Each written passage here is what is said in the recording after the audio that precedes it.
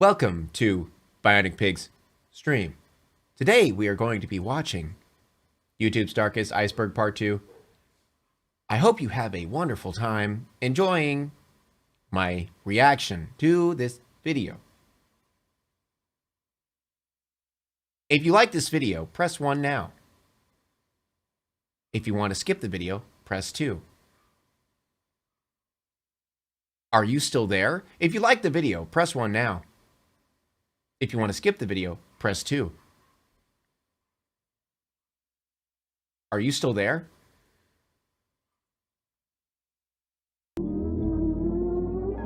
Icebergs. One of nature's most awe-inspiring creations. Stop putting 2. Stop putting, it's not funny. Stop putting 2. You're not gonna skip my fucking video. You're gonna watch it. Beautiful and treacherous. 2 out of 10? Okay, come on. Welcome back to part 2 of YouTube's Darkest Iceberg. With this format, each level will progressively get darker and darker until we reach the very bottom, where I'll go over some of the content here that, to this day, leaves me utterly disturbed. And like last thank you, Heath Dills, for the 2. I'll be having some friends join me in guiding you down to the very depths of this iceberg. But unlike last time, things are about to get much more disturbing. So sit back, relax, and I will see you all at the very bottom. The reason there's an echo is because my speaker's on and my mic's picking it up. My bad.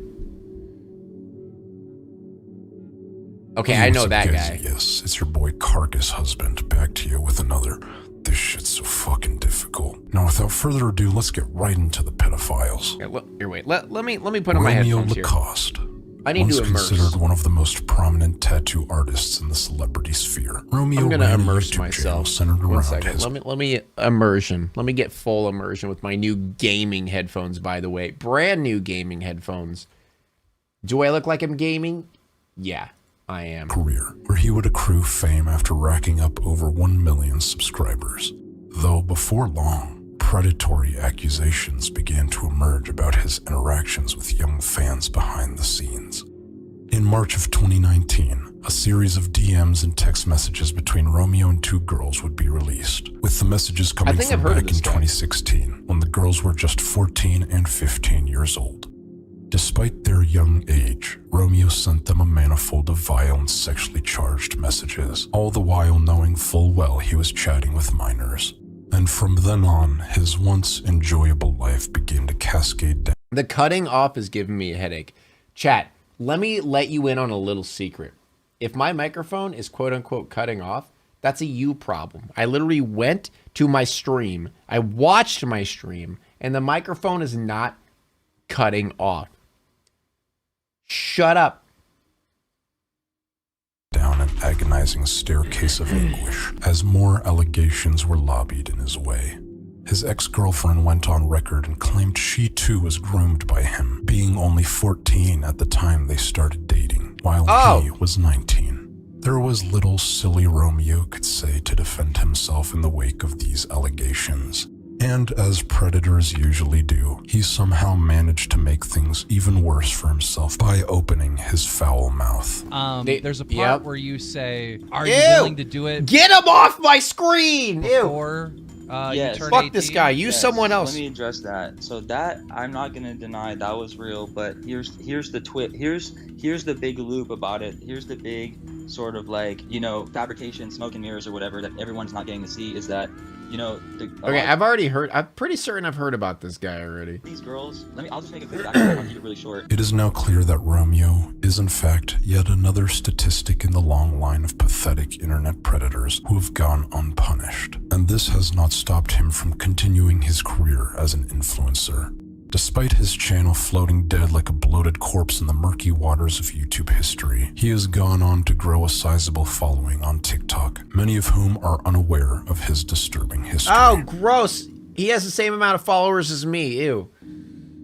I could have been a predator.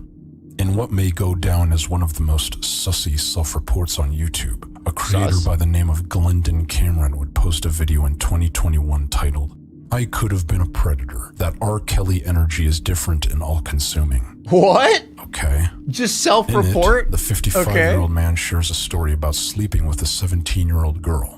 Apparently, she had told him that she was actually 21, and yet despite discovering she was still a senior in high school while he himself was over 40 years old, he made the decision to continue sleeping with her for the next 5 years while persisting to admit he had much. Huh? Oh, you got me. I thought you were 21 or you're 17. But the twist is I'm into that. Similar instances with other young girls. And I was like, I need you to tell me something. How old are you? And then she got very silent and she said, I'll be 18 in 4 months. And you know what I kept doing? I kept f***ing her. On top of his one... Like, go to jail?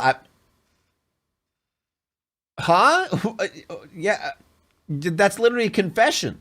1,000 IQ Among Us strategic move to confess thank you, to Darcy. this. He would also go on to express sympathy for R. Kelly, comparing themselves as they both seem to have an appetite for younger girls. I have a similar appetite to R. Kelly. I like young women. Before further dismissing claims that R. Kelly was a predator by saying, R. Kelly is being portrayed as a predator, right? Did he hold a gun to these women's heads? Currently, Glendon runs a channel called the Institute of Economic Thought. Okay, why the f*** do predators always title their like this, like they're some kind of pretentious intellectual? We see right through you, but... That is actually very true, yeah. They do that. It has over 100,000 subscribers, bullshit. Not to mention his other countless pages hosting utterly garbage content. EDP 445. Okay, we all know about EDP. One of the most explosive stories in all of 2021 YouTube. EDP was a once popular creator who had been caught attempting to meet a 13-year-old girl whom he had been sending explicit messages to for months. We have you talking to Sophie, correct? Yes or no? Right. And before we get into the messages, there was sexual content involved, yes or no? Right. And you sent... Correct. Okay, all right. So what brings you out here today? Oh, I was actually coming out here to pick up a cupcake. This led to the instantaneous removal of his YouTube channel, and what many assumed to be the end of his online career. As on top of this, the infamous cupcake incident was far from the first-time allegations. Dude, that's the dumb part about predators like this. They get a slap on the wrist, and then that's it. That's always how it happens, man. I've seen it countless times on YouTube. Like predators, like, oh, what, you did that? Oh, we're gonna have an outcry from the community, calling you a complete terrible person. Then 2 years later, you're going to come back and do well online. Well, not do as well, but, you know, still continue doing shit. Have come out against him. It would seem he has a long history with messaging minors. Interestingly, in spite of the immense backlash he's faced, he is still attempting to make a comeback to this day, having been caught on sites like Vimeo, TikTok, and of course, YouTube, where he recently started a new channel within just a few weeks of Nick starting this video. Though all of these accounts, to our knowledge, have since been taken down.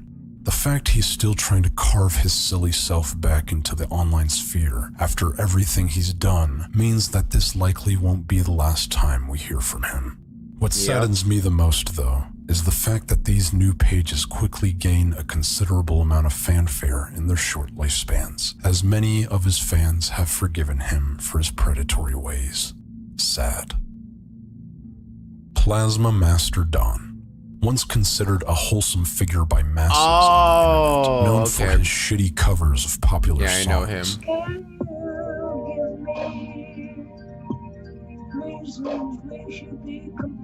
It would eventually be publicly unveiled by the one and only Nicholas Crowley that this feeble elderly man, Donzel Owens Jr., I think we watched this video, right? Convicted sex offender. Called it, but perhaps the most surprising development came in the weeks following the expose Nick made about him, as the Don would soon brutally die after this. The plot twist of Plasma Master Don's anti-redemption arc on YouTube truly remains one of the most captivating stories ever to unfold in this platform. and shows us yet again The that new even the Adele. most wholesome personalities on camera are still capable of doing some of the greatest evils behind closed doors. Dude, that's how evil people are, man. A lot of evil people are charismatic as fuck. Perhaps one of the most high-profile predator cases in YouTube's history. 7 Supergirls was a channel that had amassed over 9 million subscribers. Its content ranged from shopping hauls to skits to daily routines, but at its core was always centered around a variety of teenage girls, as this was also the page's targeted demographic, at least as it appeared on the surface. Its creator, a man named Ian Rylett, was also the founder of a variety of other teen-based channels, with the man garnering a staggering 17 million subscribers in total. And for years, he operated these channels with minimal controversy, earning him an enormous amount of wealth in the process. Yep. As is the normal life cycle with channels like these, it would all come crashing down in 2019 when he was accused of molesting one of the underage actresses he hired. On top of this, Ian would often undress this particular actress and threaten her with fines if she refused to give in to his demands. Upon the allegation being made, it would also be brought to light that the contracts he forced solely to his underage actresses to sign were concerning, to say the least. With one line reading, "It is likely there will be physical or bodily contact, potentially of an intimate nature." Wow. You pedophiles never fail to disgust the world around you. Wow. The discovery eventually led to Ian's arrest, to which he would plead guilty of molestation and be charged with lewd or lascivious battery of a minor. And what was his punishment, you may be wondering? Life in few prison? years. That'll do. No, I would say like 5-10 years tops. Ready? 20 years. I'll take that. 10 years? Better than nothing. 5 years. Okay, you're pushing it. 1 year? You are joking, right? No, how about 90 days?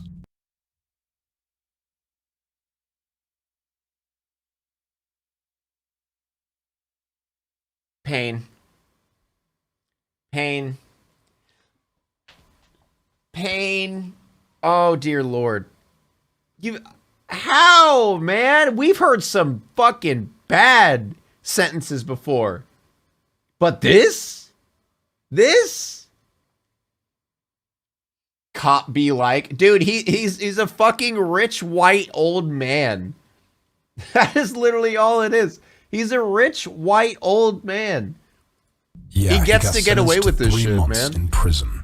Anyway, Ian's channels were terminated by YouTube, and that's the end of 7 Supergirls.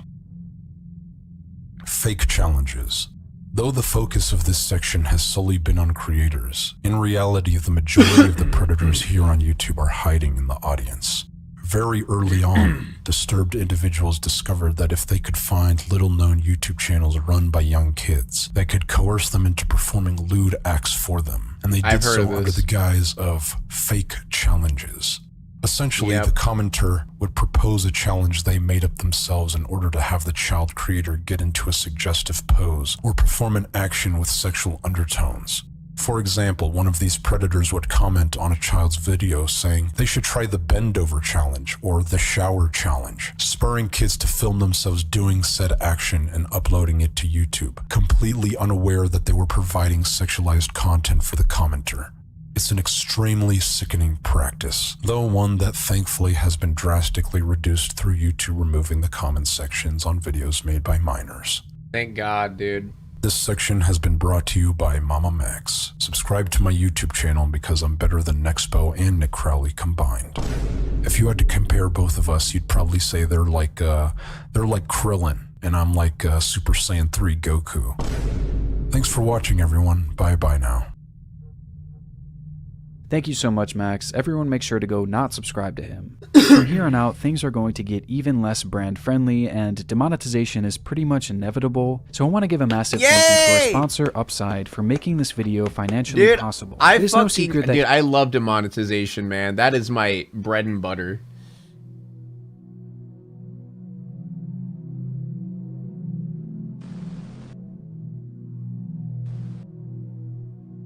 Linda Rogers' last video. Linda Rogers' last video refers to a tragic event that occurred back in February of 2018. Around this time, there had been a series of natural gas leaks that unfortunately resulted in a number of houses quite literally exploding in an instant. These leaks led to the deaths of 9 people across North and Central Texas, including the subject of this video. The video itself is a time-lapse of 12-year-old Linda Michelita Rogers, who was supposed to be included. Oh, I've seen this. This is the thing where like it explodes, like the gas tank explodes. Morning-style vlog video right? She was creating. Unfortunately, though, this video will never be completed, as shortly into the time-lapse, one of these freak gas explosions occurs. In just a matter of 3 frames, you see Linda, electricity, and flames, and then smoke before it cuts to black. Yeah. Linda did not survive the blast, leaving only this chilling clip to show what she was doing in her final moments, which her family has since uploaded to bring awareness to this terrifying phenomena. Body in a Cooler. This entry deals with a clip that surfaced back in 2020, titled "Found Dead Body in a Cooler at a Lake," in which a group of kids discover a long-abandoned cooler in the woods. That shit is gay. I dug deep all over it. It smells so... There's maggots. Oh, no. Fuck that. They're goofing around and laughing, as most kids at their age would. But things begin to grow more serious as they notice it's emitting a terrible smell. This group takes turns daring each other to open it, until someone finally does. And what they find inside is nearly indescribable.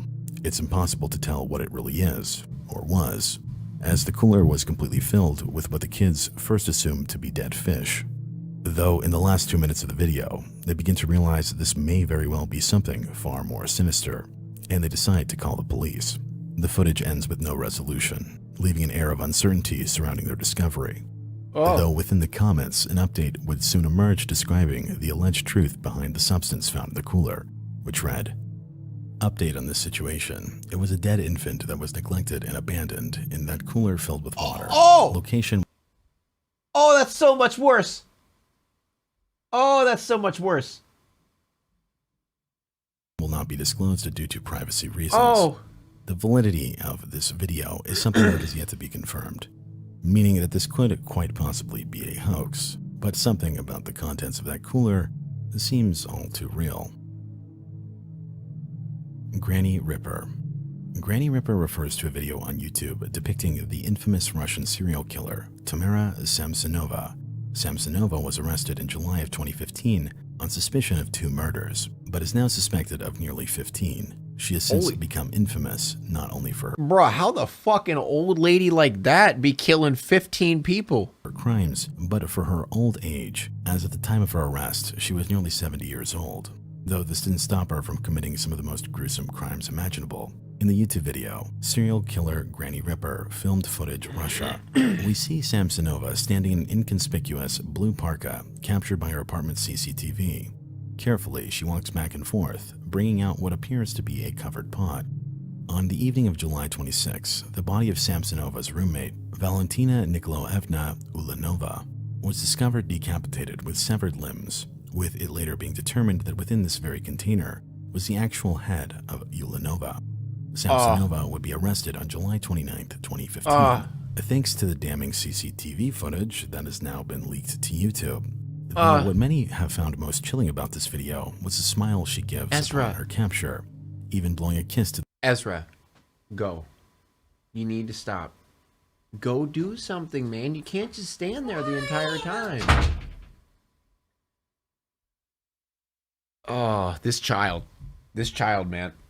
The camera, clearly showing a complete lack of remorse for all the death she caused. The streamer finds a body. Okay, we've seen this, right? There have been a few instances of streamers happening upon a deceased person. Okay, never mind. This entry specifically refers to a video in which 2 streamers named Goo Cheese and Stop Speeding are streaming a casual walk down a sidewalk. Goo Cheese then mentions that when she had been walking by the same spot earlier, she had passed a homeless man who was not moving, though they had assumed that they were simply sleeping. However, upon walking past that same location, the 2 noticed that the man is still there. Oh my god, this guy? Or no, it's not this guy. Someone was in like a bed sheet and I thought they were a dead body. You're not a dead body, are you? The 2 joke around, attempting to get the attention of the man and wake him up. Oh god, dude, that's gotta be no response. This freaky. Leads to one of the individuals feeling the arm of the man, only to discover that the body is freezing cold. Oh, the stream man. then evolves to chaos as Gucci's breaks down crying, with the reality setting in that the man has passed. Dude, that sucks.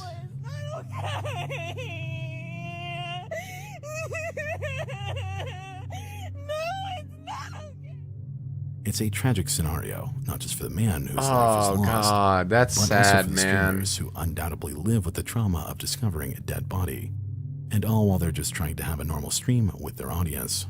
Yeah, that was not the one I was thinking of. I've never seen that one. The last selfie photo. The last selfie photo is a video showing what looks to be dozens of people clinging to the wheels of a plane as it prepares to take off. Was this during the Russia thing? It quickly becomes clear that their idea here is to ride the plane the same way one would hitchhike a train. But unfortunately, that's not how it works. This video was recorded in August 2021 in Afghanistan, mere hours after the United States announced that they were withdrawing all military presence in the area. Many Afghan people realized that this country would soon fall. Oh no, this was to okay. the I've seen Islamist this before extremist though. Taliban, and did whatever they could to escape. Yeah, it was during the Taliban thing. Okay, yeah. And within this footage, we see a group of people attempting to do just that.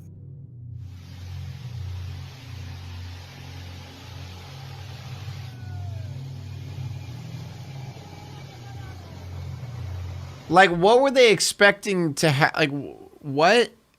Like, when they get up in the sky, they're just going to die, even if they get up there. First of all, going that fast, they're not going to get up there. Second of all, when they get up there, they're going to be fucking dead. Like, they're not going to survive that. What is their thought process? Yeah, they'll either suffocate, freeze to death, or just fall. Their attempts would be futile, as everyone who hung onto the plane either were crushed when the wheels shifted back into the plane's body, or fell to their deaths soon after liftoff. Their actions are unfortunately reflective of sheer desperation to escape, especially considering... Well, Chat, I know desperation. I get it, desperation. But still, like, it's literally suicide. Like, it is a guaranteed death. No one lives. But even if they had managed to hang on somehow, their bodies would not have been able to withstand the extreme cold of that altitude, meaning that they were not going to make it either way. Thankfully, the video cuts off before we see the devastation firsthand, but the aftermath was likely extremely brutal. Schizophrenia Dad refers to a video in which the uploader, Newsy Girl 2008, records her father in various stages of what appears to be a mental break, which is confirmed by the text at the beginning of the video, stating that this footage was recorded on the way to a psych ward. Hello, Bride of Christ. This is your little servant boy, King of America. It starts out with the dad addressing the camera, rambling nonsensically, before a darker turn.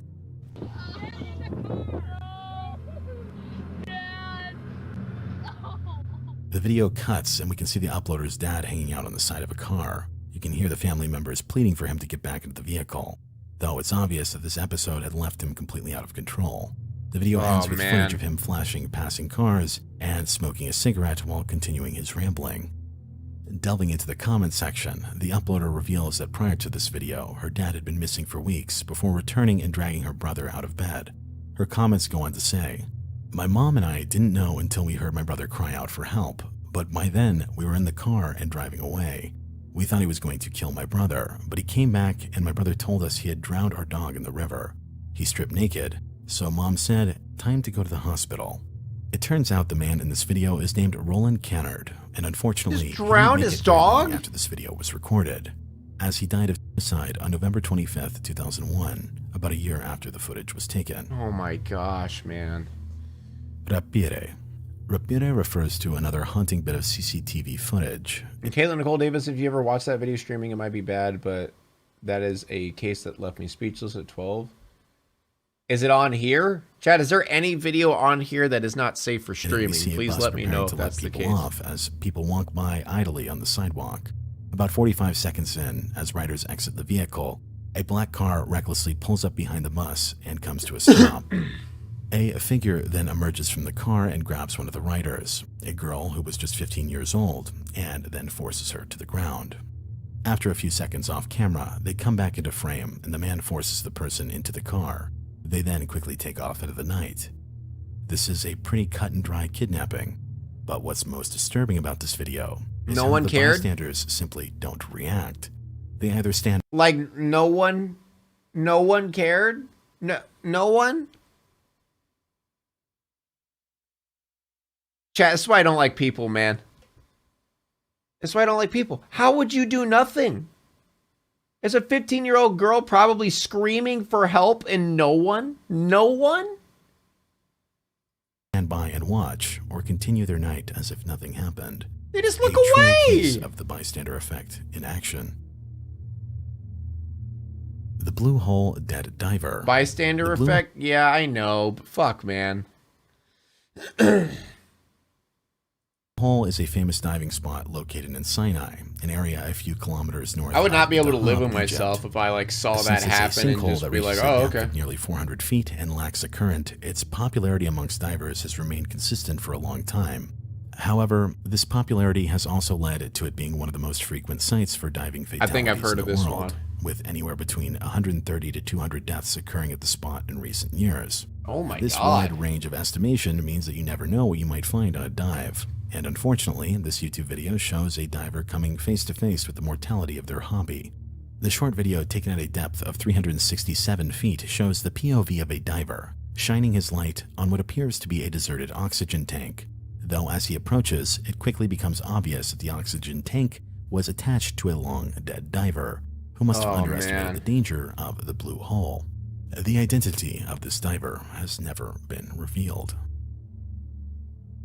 Dude, that's Annalise Michelle audio. Like, imagine like hanging out, like going on a fucking dive, and then right where you're at, there's just a dead person. Like, you got it. That's got to be fucking scary. Throughout a 10-month span beginning in the year of 1975, a 23-year-old woman named Annalise Michelle would undergo a series of exorcisms to rid her of what the priest believed to be a demonic possession. In reality, Annalise Michelle had been suffering from numerous seizures caused by epileptic psychosis, which was mistaken for possession. This led to a staggering 67 exorcisms. Bro, she's just got epilepsy. He's like, no, you're possessed by a demon. No, dude, seriously, I'm literally just having seizures because epilepsy. No, it's because demons. We must perform more exorcisms to get the demon out of you. Dude, I'm literally seizing on the floor. It's demons! Exorcisms being performed in secrecy on the woman, all at the Man, expense I'm glad I live in modern medicine times, dude. Holy shit. Legitimate help for her medical issues. Throughout the span of these sessions, priest tea. See, you can use that one. You could use the priest tea. I'm fine with that, dude. That makes sense. Some truly haunting audio.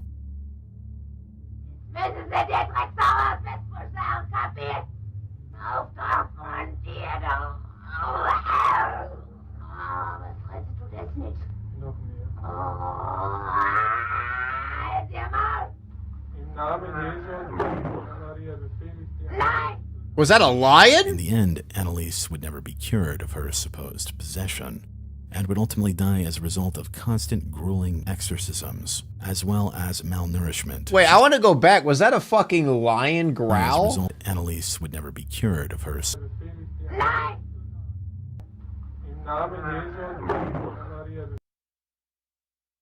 That sounded like a fucking lion. In the Dude, what was that noise? That literally sounded like a damn lion roaring. What the fuck? Supposed possession, and would ultimately die as a result of constant grueling. You know what? I'm not even mad that they thought that there was like a demon in there. Holy shit! Exorcisms, as well as malnourishment, she suffered as a result. All right, one sec. Pause. I'm gonna put Shadow back because I'm gonna get my food in a second. So let me put Shadow back real quick. Quick pause. Quick pause. Stupid ass, dumbass bird and shit. All right.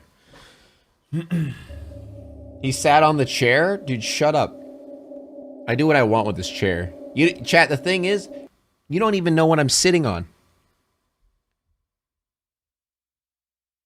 Maybe the chair likes getting sat on, you know what I'm saying? You don't even know what's down here. You don't even get to see it.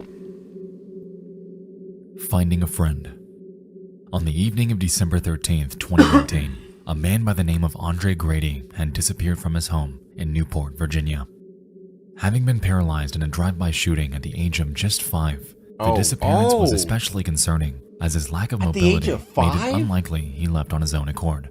Oh, man. In the day following Andre last being seen, a group of his closest friends would band together to form a search party while live streaming the whole thing to further spread awareness in the community. Try to find my son. Hey, yo, we down here at 24th and Marshall, yo. We doing a search party for Dre, man. Where you at? This shit don't make no sense out here, yo. As the group continues filming, they eventually stumble across Andre's wheelchair marks in the grass leading to a nearby home. And upon checking the crawl space beneath it, they would find Andre's deceased body. Oh, man, bro. What is that? What is it? Yo, y'all go. Oh, and I see a shoe, bro. Oh my God. He was beaten and shoved underneath the house, with no motive for the attack ever being discovered. To this day, the mystery of who took Andre's life remains. But what's most heartbreaking about this clip is the fact that those who found him were his closest friends. Is that him? Wait, the police do wait.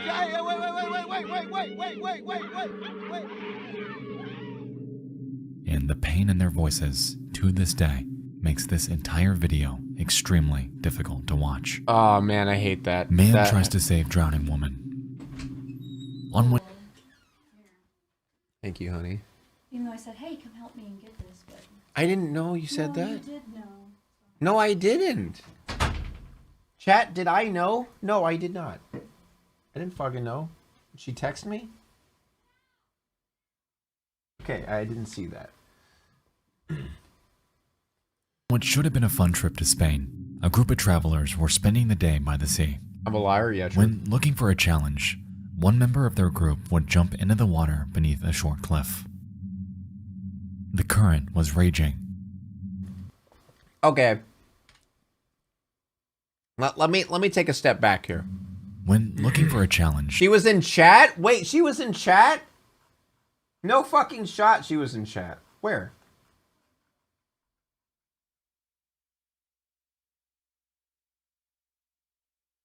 Was it when I was peeing? It was when I was peeing. That's not fair. It was when I was peeing, guys. I didn't know. I didn't look in the chat. One member of their group would jump into the water beneath a short cliff. Anyway, what I was saying, why the hell would you jump into that? Look at this. When looking for a challenge, one member of their group would jump into the water. Why? Beneath a short cliff. The current was raging, though the lady believed that she'd be able to make it out safely. The sea's fury is unmatched, however, and she'd soon grow overwhelmed, getting tossed around like a ragdoll. On the shore overlooking the struggling swimmer, a friend of the woman named Danilia Gagrin would jump in and grab her in an attempted rescue. Oh no. Though he too stood little chance, as the two of them would ultimately succumb to the treacherous water. Oh no. Why would you do that, man? Dude, adrenaline is the biggest killer of humans, I swear. And standing helplessly above with the camera in hand was Danilia's wife, who had no choice but to just stand there to watch them as their lives came to a very unfortunate end. Wow. Do you agree with euthanasia? This documentary follows the story of a woman named Michelle Goss as she prepares and then carries out her own euthanization. Je ne l'ai plus, vous savez. Je perds mes mots, je perds la mémoire. Mais c'est très facile de passer de la vie à la mort. Maintenant, s'il vous plaît, je vais abattre cette potion, mais vous plaisantez. Mais enfin, c'est un jeu d'enfant. She did this not because of any terminal illness. Wait, is that the poison? Oh, okay, never mind. But rather, due to a series of small, manageable illnesses. She effectively decided to pass away on her own terms. In the video, we watch as Michelle legally obtains pentobarbital on her 74th birthday, a drug commonly used in places where self-euthanasia is legal. The whole thing is incredibly eerie, despite the fact that Michelle remains completely calm. Assisted suicide should be a crime, dude. It's such a fucking touchy subject. I really don't know any. Like, I have no opinion on it because I don't know what people deal with. I just don't know. It's a weird thing, man. There's so many things that depend. And never wavers from her impending death. Vous savez, je suis désolé, vous le preneur de son, mais j'ai pas de dernier mot. J'aurais aimé avoir un dernier mot, mais vous savez que Foucault disait, il n'y a plus rien à dire, hélas. On lui a demandé sur son linement presque, il a dit, il n'y a rien à dire. She even That's what I'm saying. It's case by case. There's like too many different variables, you know?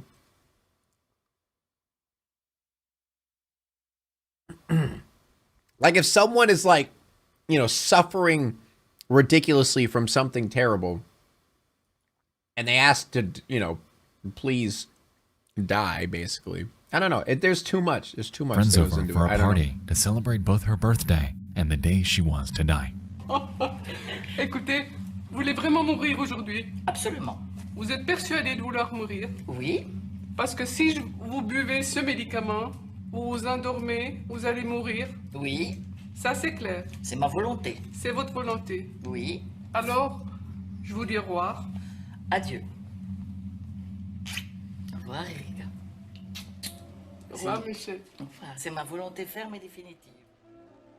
Michelle says her goodbyes as a friend makes the cocktail that would end her life in just a matter of minutes. God, that's so sad. It's like, it's bittersweet, man. Because I guess the good thing about it is the fact that she's able to say goodbye to everyone in a full state of mind. It's her decision that she wants to do it, and everyone is accepting it. I don't know. And the I don't know how I video feel about ends it. with Michelle passing away to the harmony of her favorite music.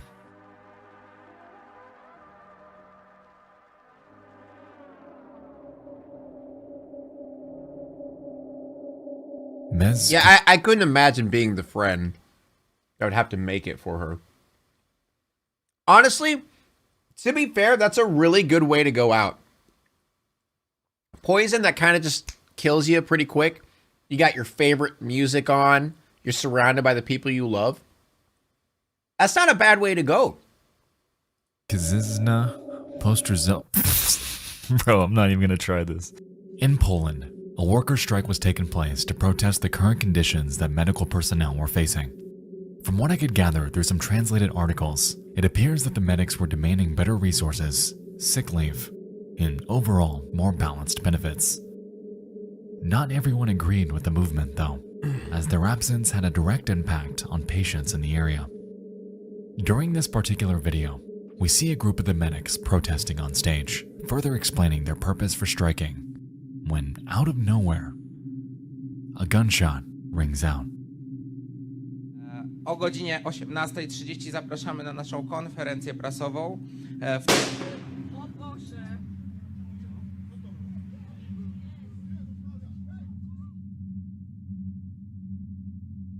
Nothing in this video is shown, but just off camera and directly in front of the people on stage, a man had taken out a handgun and taken his own life as a way of protesting the strike. Bro, that's a little bit extreme, don't you think?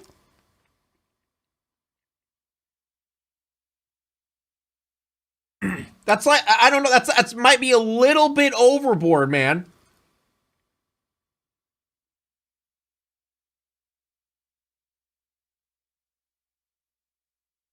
Hey, I don't like your guys' protest, so I'm gonna kill myself in front of you.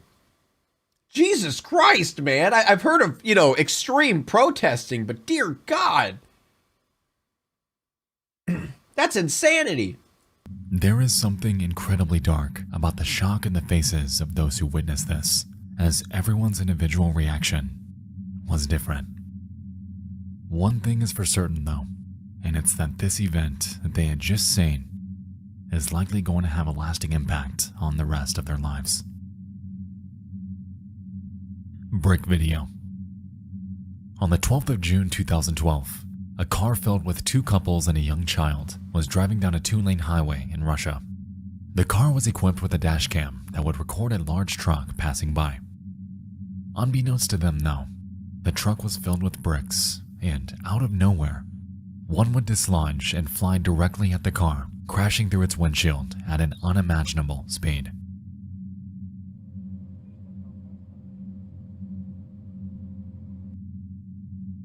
Okay, I was about to say, please don't I don't want to hear it. I don't want to hear it. Sitting in its direct path was 29-year-old Olga Gaikovich, who would be struck in the head, killing her instantly. Dude, I'm not gonna lie, I've always had a fear of this. You know, the Final Destination or whatever, where that pole falls off the truck and impales the dude in the car? Anytime there's a truck in front of me with a bunch of shit on it, I stay way far back. This is unavoidable. This is literally just wrong place, wrong time. I don't know. That is just the most unlucky situation of your entire fucking life. You never forget those cries. Wait, does it actually have audio of them after the fact? She died fast, but you could hear her for a few. It's awful. And her husband cries. The husband cried. Dude, I am not going to watch that. I highly recommend that you guys don't watch that. That would traumatize me hearing that. This is the ultimate case of wrong place, and very unfortunately, wrong time. And although this video is very well known, the screams and cries from her husband, who had been sitting right next to her, is absolutely gut-wrenching. It makes the entire video far too disturbing to show here tonight. Yeah, I'm not watching that. Yemen couple drowns. This entry refers to a video from April 12, 2013 that shows a young couple filming themselves in a local body of water. As the two joke around and pose for the camera, the man suddenly loses balance and slides down a steep drop-off beneath the surface. As he desperately tries to regain his footing, he then appears to instinctively grab his girlfriend, pulling her into the deeper water as well. They both cling desperately to each other, trying to save themselves from drowning. Wait. Huh? But can't they just swim? What's happening? Is it like a sinkhole? How are they getting sucked down? But they only make it worse. And in an instant, they both disappear, leaving nothing but the serene water and the sounds of nature. Their bodies were found days later. Diving accidents. No explanation? How did they get sucked down?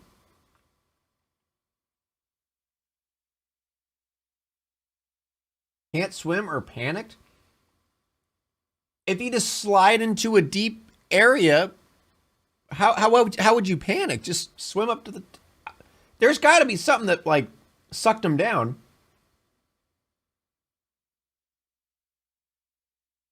No explanation at all, huh? Panic? But, okay, let me explain this. If you are in the shallow end of the pool, and you accidentally slide into the deep end of the pool, wouldn't you just swim to the top?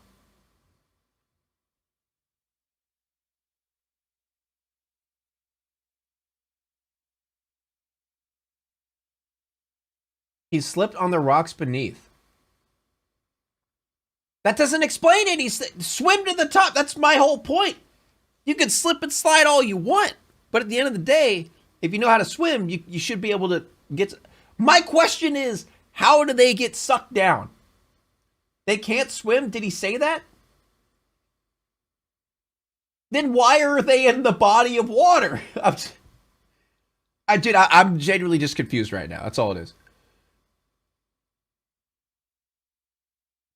He couldn't swim? But is that confirmed? If you can't swim, what are you doing in a body of water? Many will agree that drowning would be one of the worst ways to go, which makes videos of fatal diving accidents all the more chilling. Most famously, Yuri Lipsky had attempted a free dive in a location known as Blue. Oh, is this where he got the bends? And you see his face at the end and he realized that he's dead? Hole, the same spot mentioned in the previous layer when things went horribly wrong. Yuri's descent became uncontrolled and he fell to the bottom of the ocean way too quickly, causing him to suffer from nitrogen narcosis. This put him in a drunken that's what it was, nitrogen narcosis like state, as he plummeted over 115 meters below the surface. While down there, he fights with his gear before realizing that he would not be able to make it back up. And the moment... Okay, it's not the one I was thinking of. Yeah, the one I was thinking of was the diver comes back up and you can like see it in his face that he's like, I'm dead, because he realized that he got, I don't know if it's the bends or something like that, where it's like, you're basically dead. He captured on his camera would be his final on Earth. Another haunting account came from David Shaw, a decorated freediver who had set out on a retrieval mission. No, in it's a not. Particularly dangerous. It's not this one. There's so many different diving ones, man. This is the one where he's on the rescue mission and he tries to recover a dead body, and then he ends up dying. Yeah, it's the bends. Okay. Prior to this, a fellow diver named Dion Dreyer had passed away in that very location, and given the fact that David was one of very few actually willing to do a deep dive in that location, he would volunteer to retrieve the young man's body. He did so while simultaneously trying to break a new diving record, which would be captured by a documentary crew filming the entire process. Support divers will meet him at different depths. They'll bring him food and liquids and check his condition. An hour and a half into the... Yeah, because I remember like seeing them say like, yeah, he's gone. And then like seeing their reactions and stuff. And an ominous message reaches the surface. I know, Jack. I already replied. Yeah. Though in a tragic case of irony, David, on his descent down, would also perish after becoming... Yeah, right there where they say that he's not going to make it. It reaches the surface.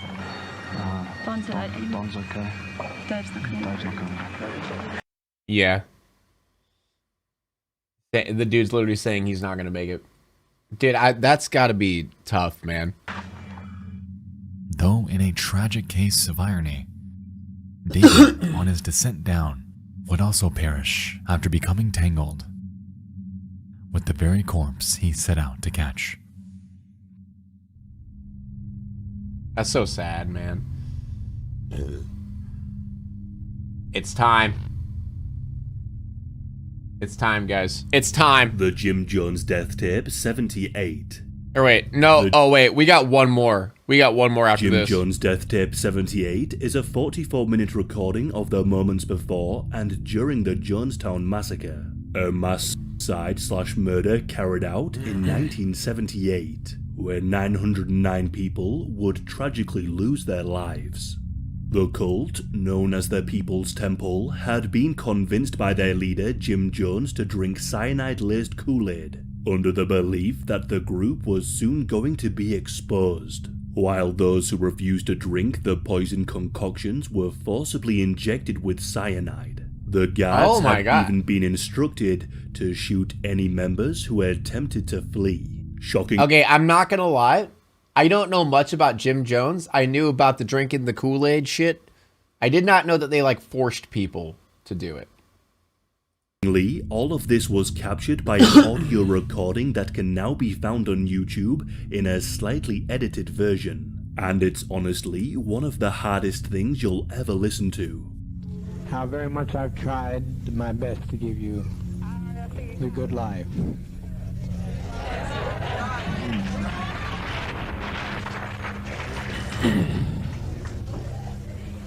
But in spite of all of that I've tried, a handful of our people, with their lives, have made our life impossible. The actual footage is so disturbing. Wait, there's footage too? As Jones speaks to his people, you can hear the sounds of death in the background, and most disturbingly, the sounds of children being comforted by their parents as they pass away. Oh my god. Aeroflight 593. Aeroflight 593 refers to the infamous Russian commercial airline crash that killed all 75 people on board, with the plane having fallen from the air not because of some sort of malfunction, but because of an extremely unfortunate mistake. In the cockpit, the pilot would allow his 12-year-old daughter and... Oh my god, I've seen... Dude, this one is so sad. I don't think I've watched this on stream. I don't know if I've watched this on stream or not, but I've seen this one. This one's so sad, dude. 16-year-old son to stand alongside him as he flew the plane. He even went as far as to allow his son to take over the wheel as the plane had been in autopilot. However, the son would end up turning the wheel too hard in one direction, causing the plane to switch to manual steering and immediately plummet towards the ground below. From there, the pilots desperately tried to regain control of the falling plane, unaware of what was actually happening, with the whole struggle having been recorded, eventually being posted onto YouTube. Yeah, I've heard like the entire Oh, you called the announcers cringe and bias? And you got timed out? That's hilarious. But yeah, I've watched this whole audio thing. This is fucked up.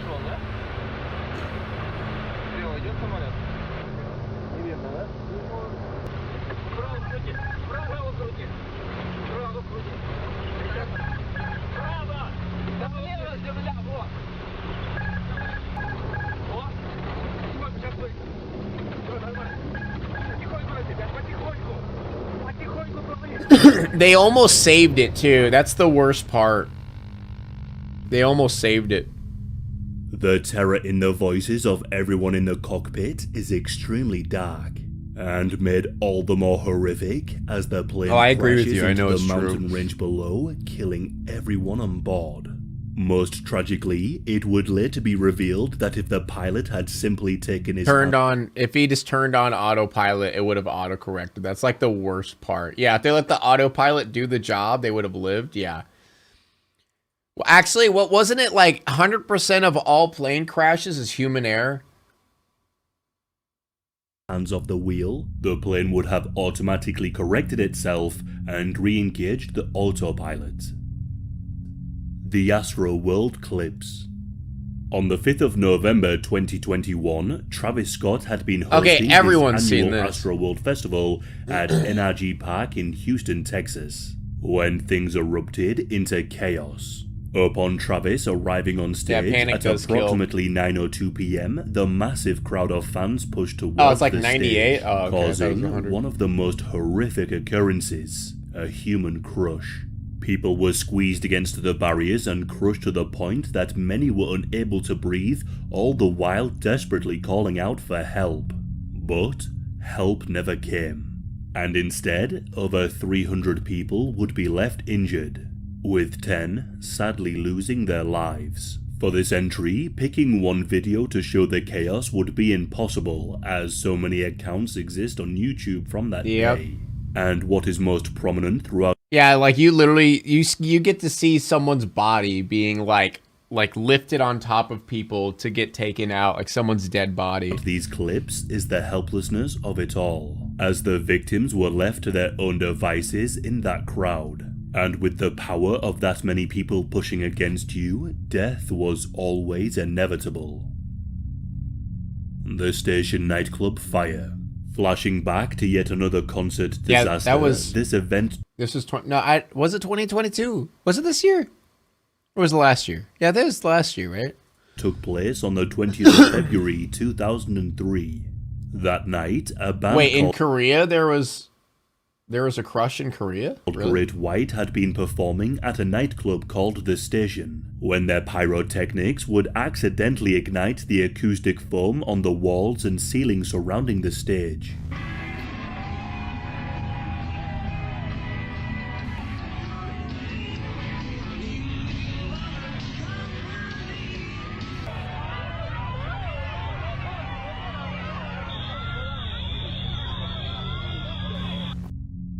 Almost immediately, the venue was set ablaze and covered in a thick black smoke. As a result, the crowd all rushed towards the exit and became trapped due to the high number of people. Yeah, oh wait, I heard about that. 158 people died in the South Korea one last month. That was a crush? Oh yeah, I remember, because like wasn't like the streets just crowded with people and like, okay, yeah, I remember now. Yeah, that one is fucked. I wonder if they're gonna put that one in here. Trying to fit through the small doors.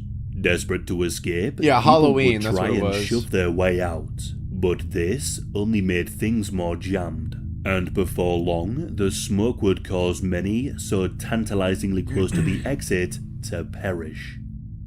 You know what's funny? I stopped enjoying concerts. I forget what show I went to. I went to a show. It was like Green Day? No.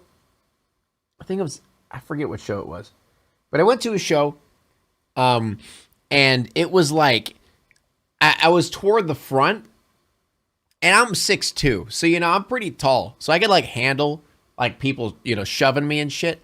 But, dude, I just remember, like, that feeling of claustrophobia and, like, my arms being, like, pinned against my side, and I couldn't move. And I was just swaying with the crowd. You know, like, the crowd just, like, moves, and, like, you're just, like, leaning back and forth. Like, you're just literally just leaning and just hoping it'll stop. So ever since then, if I go to a concert, I just chill in the back and enjoy the music, because I genuinely hate being in like the front with all the chaos, and it's awful. Like sweaty people rubbing against you and everyone stinks. It's awful.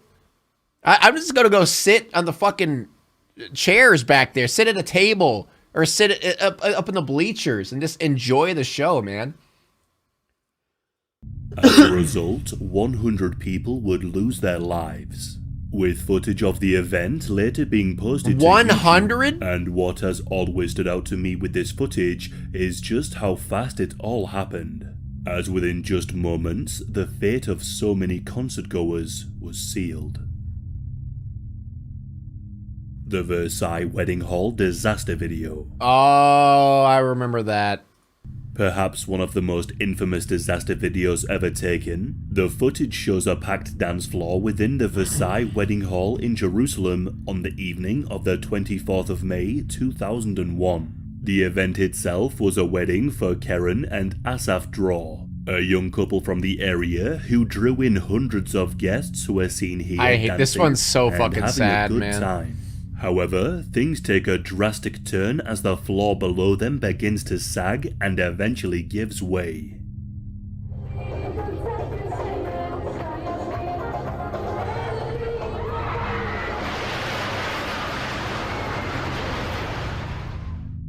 In total, 23 people would fall to their deaths, with hundreds more being left seriously injured.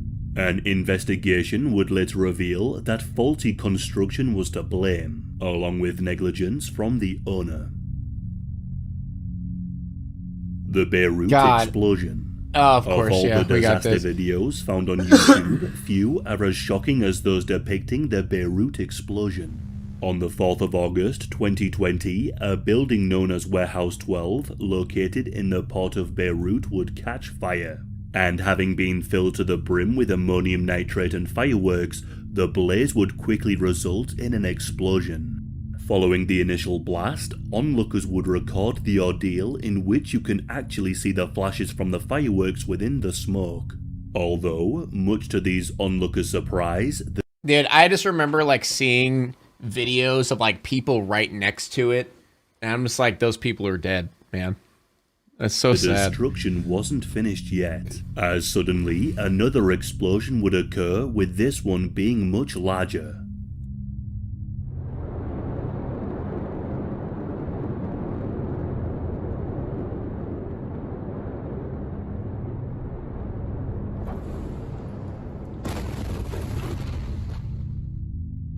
Within moments, the entire area is seemingly blown to pieces.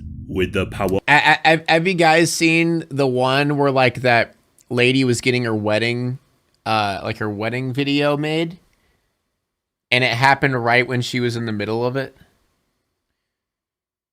That one like truly shows like the fucking of the blast alone being enough to cause buildings in the vicinity to crumble instantly, and the blast itself triggering seismic activity equivalent to a magnitude 4.5 earthquake. As a result, the area was left completely decimated, with 218 people tragically losing their lives. Much like other disasters of this magnitude, it was captured in numerous videos, all of which proved to be equally as disturbing, with most of these clips eventually finding their way to YouTube. The Challenger explosion. Of all the disasters discussed so far, this one is particularly morbid thanks to a few utterly depressing details. On the 28th of January 1986, the United States attempted to launch a space shuttle named Challenger, only for it to explode just moments. All right, I was expecting for more obscurities. A little bit. I mean, this one's just sad. Everyone knows into this its one. journey. All 7 crew members would sadly lose their lives, with one of which being a woman named Krista McAuliffe. Krista And was, she was actually a teacher, at the time, who was personally selected to partake in the mission after applying for the NASA Teacher in Space project. Congratulations. So all of her simple question, why you? All of her students were watching. That's like the saddest thing. Man. It's really hard to say. What's a dream come true for you? Oh, it certainly is. And sadly, her entire class had been watching at the time she was killed, along with countless other classrooms across the United States. Making matters even more horrible, the second place finisher her for the parents, contest, like the parents a woman of the other named people, Barbara and- Morgan, was actually present at the launch and served as backup for Krista should she not be able to go. Her reaction to the incident was filmed live.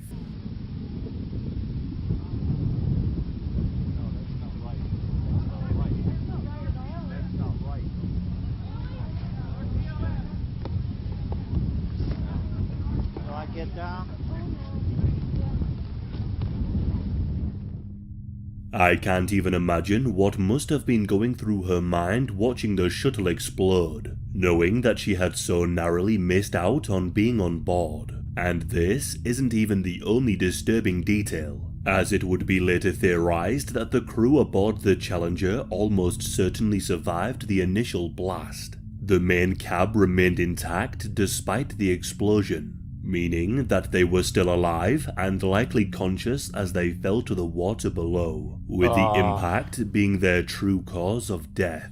God, I hate that, dude.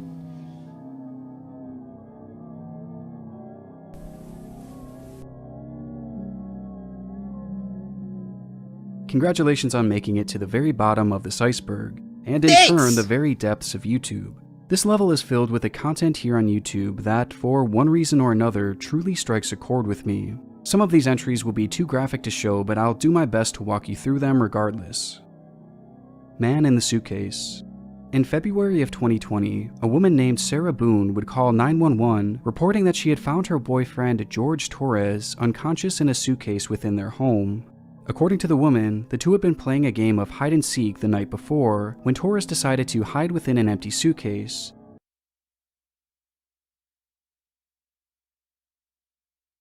Are they like competitive hide-and-seekers? That is way overboard.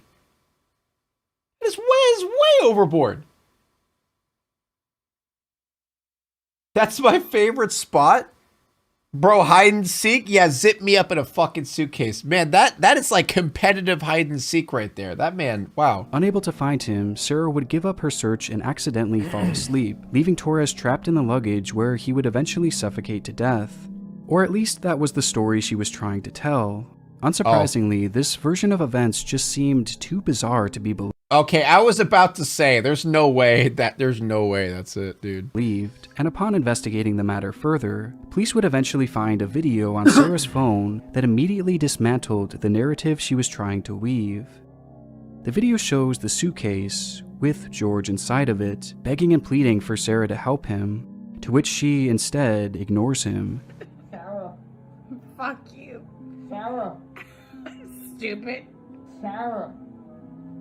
That's my name. Don't wear it out. During the video's runtime, we can see George desperately trying to escape as he presses against the sides of the tiny piece of luggage. But there was quite literally nothing he could do. Those zippers had sealed him in and trapped him at the mercy of Sarah, and her mind was already made up. Torres would eventually die a slow and brutal death due to asphyxiation, with it later being revealed that Sarah had drunkenly forced him into the bag and closed the zipper, ending his life in one of the most chilling ways I could ever imagine. Jesus Christ. For Our Son. On October 8th, 2008, a video tribute titled For Our Son was posted to YouTube, memorializing a young man who had lost his life in the Jokula High School massacre. I do not like the title For Our Son at all. The incident took place almost a full year before, on November 7th, 2007, where an 18-year-old named Pekka Erik Ovin would enter Jokula High School with a loaded handgun and begin firing on the students. Tragically, 9 people would lose their lives, including the gunman. Knowing this video was made by the parents of a boy who lost their life in the incident makes it all so depressing, as it shows a slideshow of their son growing older and older throughout the years. A growing process that would be abruptly cut short due to his shocking and traumatic death, and one can only imagine the grief that these parents were experiencing and likely continue to experience to this Yeah, day. I guess now would be a good time to say, guys, it's gonna get worse if you don't like, you know, insanely depressing, fucked up shit. You might want to look away. You might want to click off a little bit. You know, you might want to do that. Day, as there's nothing worse than losing a child. Though there's something slightly off about this video, as around halfway through, things take a unusual and unexpected turn. As the young boy in the photos gets older and older, we begin to see what he may have looked like during the time of the shooting, to which it soon becomes apparent that this family son was not actually a victim, and instead, he was the perpetrator, the man behind the massacre. Blind Date. Blind Date was an art piece carried out by John Duncan, a man best known for his extreme and in this case highly disturbing performance. Oh. That one threw me off a bit. Give me a second. All right, wait, scoot back a little bit. Okay, let's restart. Man behind the massacre. Blind Date. Blind Date was an art piece carried out by John Duncan, a man best known for his extreme and in this case highly disturbing performance art. Leading up to the project, Duncan had experienced the collapse of a long-term relationship, and feeling empty and angry that he had wasted so much time on something that inevitably failed, he wanted to punish himself. This eventually gave him the idea that he would get a vasectomy, and thus take away his ability to ever have children in the future. But being the eccentric artist that he is, he viewed this punishment as an opportunity to base his next performance off, which is where Blind Date comes into play. Knowing that he would soon be losing his ability to have children, Duncan decided to use what he described as his last potent seed on this project, and he wanted it to carry a deeper symbolic meaning. So he hatched the idea of purchasing a deceased body, having intercourse with it, and then sewing their body closed before its burial, thus burying his final seed as well. And this is something that he would not only imagine, but actually carry out, traveling to Tijuana where a mortician allowed him. An art project? You call that an art project, bro? Bruh. To use a body at the cost of $80.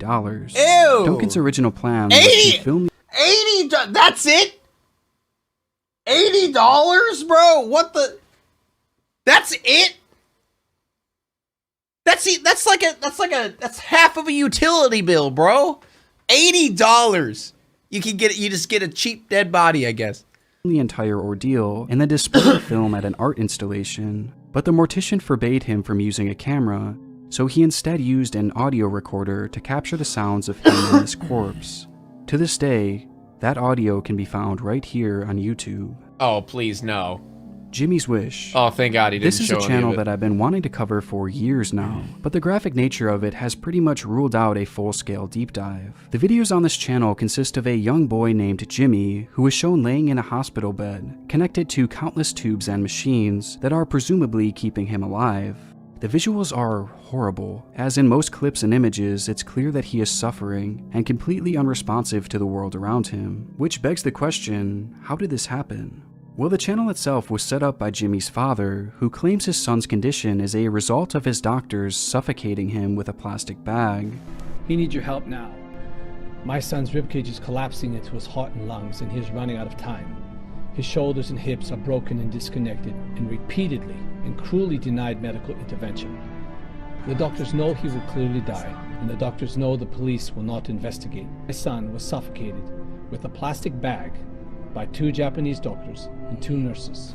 Though this, of course, is just one side of the story, as some believe that the father sounds is like merely dad is consumed by sus. grief, which has understandably caused him to slowly lose his mind.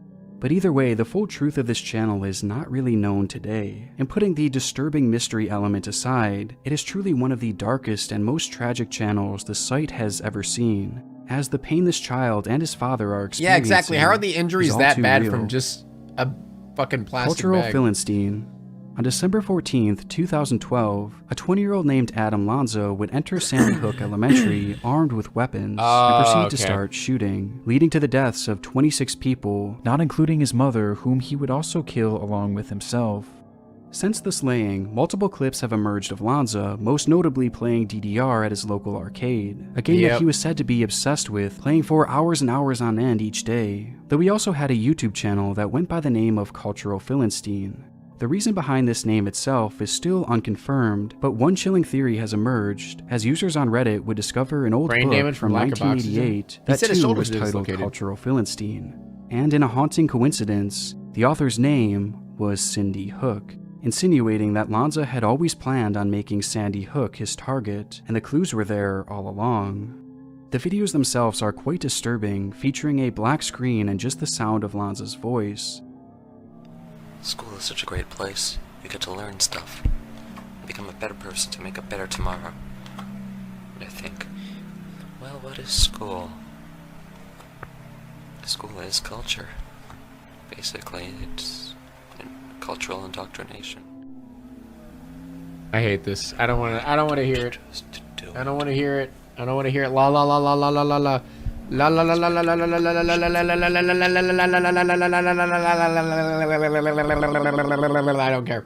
And though this alone is highly distressing, there's one reason why I chose this channel as the final entry for this iceberg. The Sandy Hook massacre happened all the way back in 2012, and since then, people have poured an obscene amount of time into documenting Lanza's life, poring over every single online posting, every writing, and any trail he may have left behind. He's by far one of the most well-studied killers in the internet age. But despite all this, Cultural Philistine, his own personal YouTube channel, was only discovered just last year. Despite being live for over a decade, it wouldn't be until 2021 that this channel belonging to Lanza would be found. With the millions and millions of people who have studied Adam Lanza, one of the most evil people to ever exist on this earth, no one ever found his YouTube channel. It just sat there for years and years and years, dormant in the shadows. And if a channel belonging to him could have gone unnoticed for so long, then just imagine what else is out here, hiding in those same shadows. It's a horror. He gave a motive. He said an ethical person would kill kids to spare them from how bad this world is. Takes a psychopath to try to find some ethical nature within killing children. And fascinating idea all at the same time, and it all truly leaves Trying me to to wonder justify their what bullshit. we'll uncover next. And with that, we have officially reached the end of YouTube's Darkest Iceberg. Oh, man. I want to give a massive thank you to Mama Max, Barely Sociable, Nexpo, and Disturbin. Having you be a part of this is super special to me, and I hope this was special for all of you watching at home, as a fun way to kind of celebrate this amazing genre that we're all part of. And of course... Wait, why? Oh, I'm on my second channel. I was like, why am I not subscribed to him? I forgot I was on my second channel. Good video. I mean, there's a lot of stuff we've already seen, but still. It's a nice, like, callback to many of the disgusting, terrible things that we've dealt with or seen on the internet. Now it's time to walk away. I hope you enjoyed your stay. Did you laugh or cry or maybe subscribed? I'll thank you either way. You know I will miss you. I hope you return. Tell your friend or your mother to get me more views, please.